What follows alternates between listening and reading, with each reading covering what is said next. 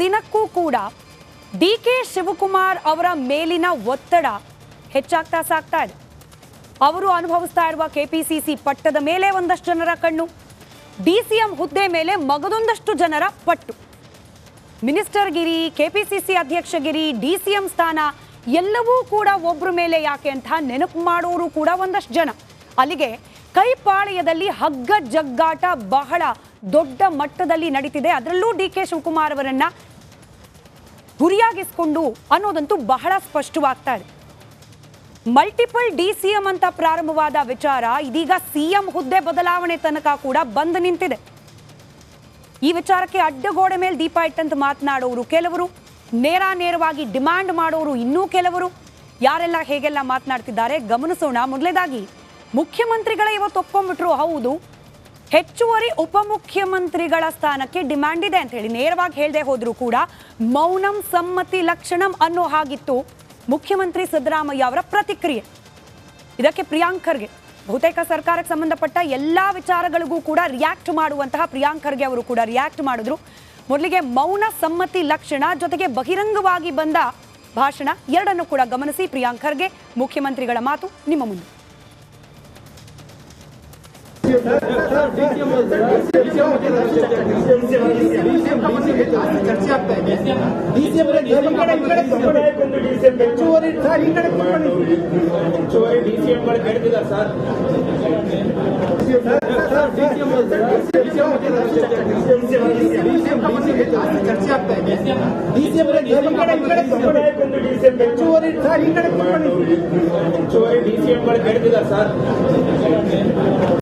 CM ಒಬ್ರಿಗೆ ಮಾಡಿ ಎಲ್ಲರಿಗೂ ಡಿ.ಸಿ.ಎಂ ಮಾಡಿಬಿಡಿ.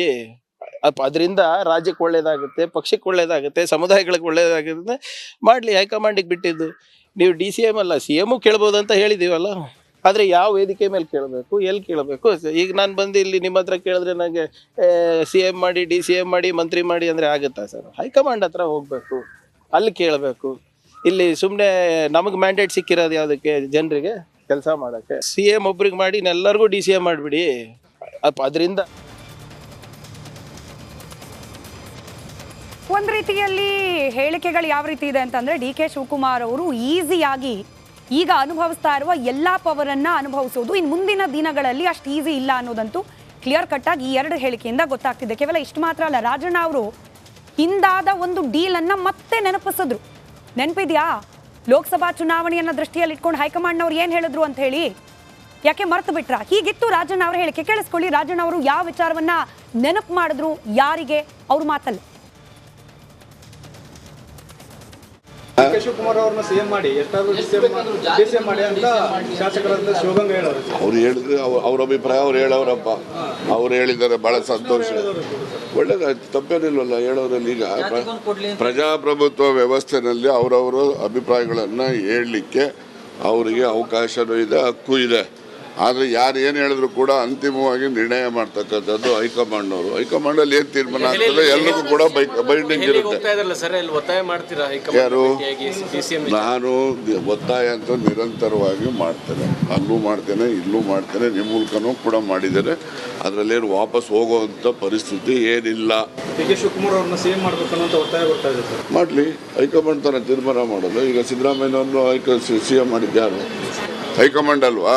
ಡಿ.ಕೆ. ಶಿವಕುಮಾರ್ ಅವ್ರನ್ನ ಸಿಎಂ ಮಾಡಿ ಎಷ್ಟಾದ್ರೂ ಡಿಸಿಎಂ ಮಾಡಿ ಅಂತ ಅದೊಂದು ಕಂಟೆಂಟ್ ಮಿಸ್ ಆಯ್ತು. ರಾಜಣ್ಣ ಅವ್ರು ಹೇಳಿದನ್ನ ಮತ್ತೊಮ್ಮೆ ಪ್ಲೇ ಮಾಡಿಸ್ತೀವಿ. ಅವ್ರು ಹೇಳಿದ್ದಾರೆ ನೋಡಿ, ಲೋಕಸಭಾ ಚುನಾವಣೆ ಆಗೋವರೆಗೂ ಡಿ.ಸಿ.ಎಂ ಸದ್ಯಕ್ಕೆ ಆಗಿರುವ ಶಿವಕುಮಾರ್ ಅವರು ಕೆಪಿಸಿಸಿ ಅಧ್ಯಕ್ಷರಾಗಿ ಮುಂದುವರಿತಾರೆ. ಅಂದ್ರೆ ಕೆಪಿಸಿಸಿ ಅಧ್ಯಕ್ಷಗಿರಿ ಕೇವಲ ಲೋಕಸಭಾ ಚುನಾವಣೆ ಮುಗಿಯೋವರೆಗೂ ಮಾತ್ರ ಅಂತ ಹೇಳಿ ಹೈಕಮಾಂಡ್ನವರೇ ಹೇಳಿದ್ರು. ಮರೆತು ಬಿಟ್ರ ಅನ್ನೋ ರೀತಿಯಲ್ಲಿ ರಾಜಣ್ಣ ಅವರ ಹೇಳಿಕೆ ಇತ್ತು.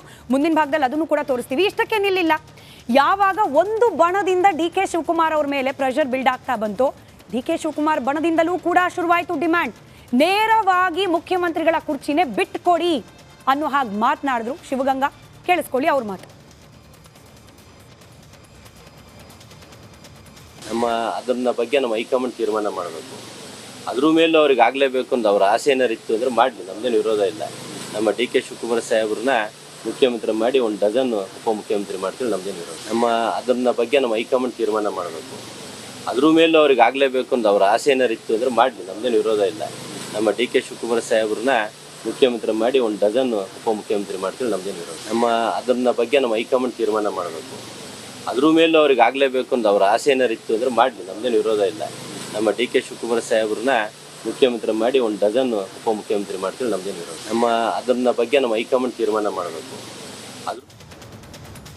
ಅಲ್ಲಿಗೆ ಹಗ್ಗ ಜಗ್ಗಾಟ ಅನ್ನೋದು ಯಾವ ಮಟ್ಟಿಗೆ ನಡೀತಿದೆ ಅನ್ನೋದನ್ನ ಈ ಹೇಳಿಕೆಗಳನ್ನ ಗಮನಿಸಿದ್ರೆ ಬಹಳ ಸ್ಪಷ್ಟವಾಗಿ ಅರ್ಥ ಮಾಡ್ಕೊಳ್ಬಹುದು. ಏನಿವೆ ಇದನ್ನ ಯಾವ್ಯಾವ ರೀತಿ ವಿಶ್ಲೇಷಿಸಿ ಅರ್ಥೈಸೋ ಪ್ರಯತ್ನ ಮಾಡ್ತಾರೆ ಚರ್ಚೆಯಲ್ಲಿ ಗಮನಿಸ್ತಾ ಹೋಗೋಣ.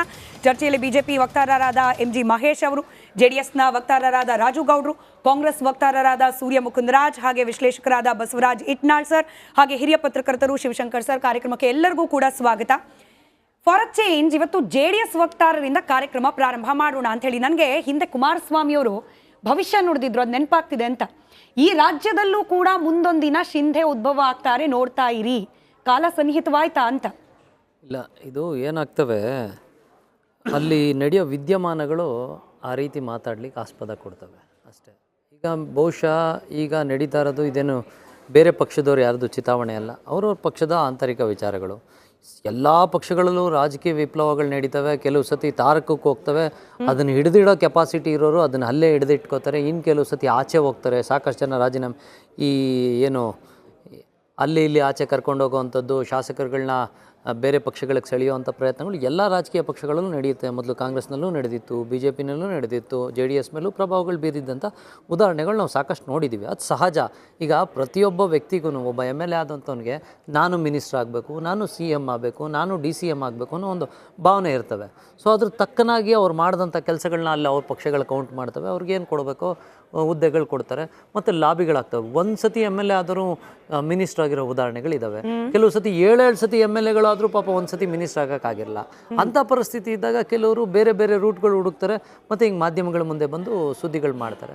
ಸೊ ಅದ್ರ ಮುಖಾಂತರ ಮುಂದೆ ಏನಾಗ್ಬೋದು ಅಂತ ನಾವು ಊಹಿಸೋಕ್ಕಾಗಲ್ಲ, ನೀವು ಊಹಿಸೋಕ್ಕಾಗಲ್ಲ.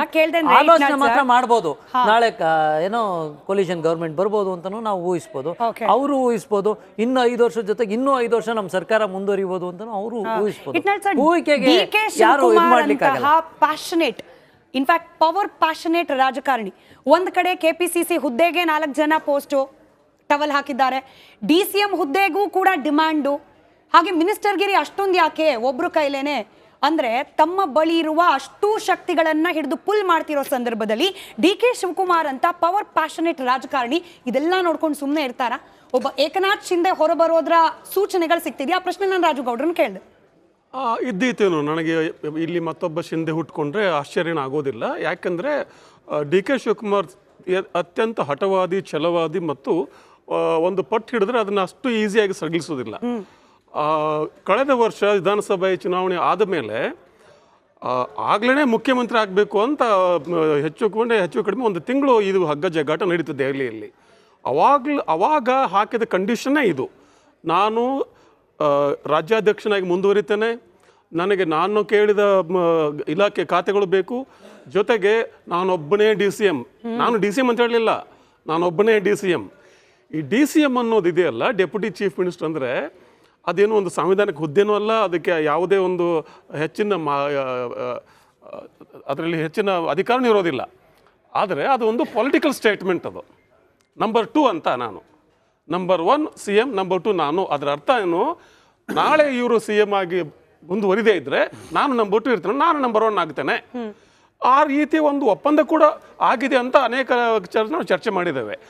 2.5 ವರ್ಷ ಇದು ಪವರ್ ಶೇರಿಂಗ್ ಅಂತ ಅಗ್ರಿಮೆಂಟ್, ಅದನ್ನು ನಾವು ಕೇಳಿದ್ದೇವೆ. ಆಗ್ಲೇ ಈ MB ಪಾಟೀಲ್ ಥರದವರು ಮತ್ತು ಅನೇಕ ಶಾಸಕರುಗಳು ಇಲ್ಲ 5 ವರ್ಷ ಸಿದ್ದರಾಮಯ್ಯ ಮುಖ್ಯಮಂತ್ರಿ ಆಗಿರ್ತಾರೆ ಹಾಗೆ ಅಂತ ಒಂದು ಅಲ್ಲಿ ಅಪಸ್ವರ ಶುರು ಮಾಡೇ ಇದ್ರು. ಈಗೇನಾಗಿದೆ, ಲೋಕಸಭೆ ಚುನಾವಣೆ ನಂತರ DK ಶಿವಕುಮಾರ್ಗೆ ಅತ್ಯಂತ ತೀವ್ರ ಮುಖಭಂಗ ಆಗಿದೆ ರೂರಲ್ ಬೆಂಗಳೂರು ಗ್ರಾಮಾಂತರ ಕ್ಷೇತ್ರದಲ್ಲಿ. ಅದ್ರ ಜೊತೆಗೇನೆ ಲೋಕಸಭೆ ಚುನಾವಣೆಯ ನಂತರದಲ್ಲಿ ಈ ಒಂದು ಬದಲಾದ ಸನ್ನಿವೇಶದಲ್ಲಿ DK ಶಿವಕುಮಾರ್ನ ಸ್ವಲ್ಪ ಗೌಣಗೊಳಿಸಬೇಕು, ಅವ್ರನ್ನ ಸ್ವಲ್ಪ ಅಥವಾ ಅವ್ರ ಮಟ್ಟಕ್ಕಾದ್ರೂ ನಾವು ಎದ್ದು ನಿಂತ್ಕೋಬೇಕು ಅಂತ ಅನೇಕ ಆಕಾಂಕ್ಷೆ ಉಟ್ಕೊಂಡಿದ್ದಾರೆ. ಅದರಲ್ಲಿ ಜಾರಕಿಹೊಳಿ ಆಗಿರ್ಬೋದು, MB ಪಾಟೀಲ್ ಆಗಿರ್ಬೋದು, ಸುಮಾರು ಜನ ಇದ್ದಾರೆ. ಆದರೆ ಏನು ಒಂದು ಮರ್ತು ಬಿಡ್ತಾರೆ, ಈಗ ಡೆಪ್ಯೂಟಿ CM ಆದ ತಕ್ಷಣವೇ ನಾನು CM ಆಗಿಬಿಡ್ತೇನೆ, ನೆಕ್ಸ್ಟ್ ಪ್ರಮೋಷನ್ ಅಂದ್ಕೊಂಡ್ಬಿಟ್ಟಿದ್ದಾರೆ. ನಾವು ಅದ್ವಾನಿ ಅವರು ಎಕ್ಸಾಂಪಲ್ ಮರೆತು ಬಿಡ್ತಾರೆ ಎಲ್ಲರೂ. ಅದ್ವಾನಿ ಅವರು ಈಗಿನ ಹಠಕ್ಕೆ ಬಿದ್ದು ವಾಜಪೇಯಿ ಪ್ರಧಾನಮಂತ್ರಿ ಡೆಪ್ಯೂಟಿ ಪ್ರೈಮ್ ಮಿನಿಸ್ಟರ್ ಆಗಿದ್ರು.